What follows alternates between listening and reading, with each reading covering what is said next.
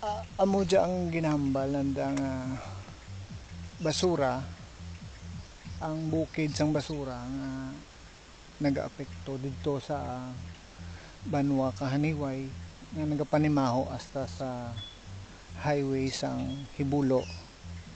Hindi lamang sa highway sang Hibulo, kundi sa bilog nga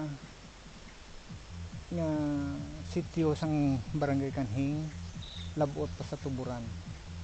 So medyo delikado ini sa aton nga mga pumuluyo tungod sa health hazard ini nga klase sang dump site nga open dump site.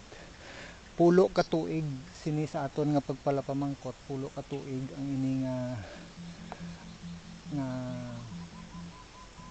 nga kontrata. So pulo ka tuig, tatlo pa lang ni katuig masukat ini sa Abril, tatlo pa lang ni katuig dump site, pero tanawan ninyo bala mo ni kataas ang aton nga ang basura nga natipon sang banwa naton. Kag ari diri ang ginatawag nga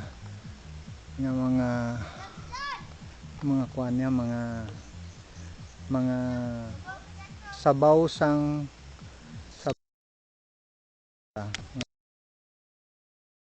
sa bukid sang basura nga ini.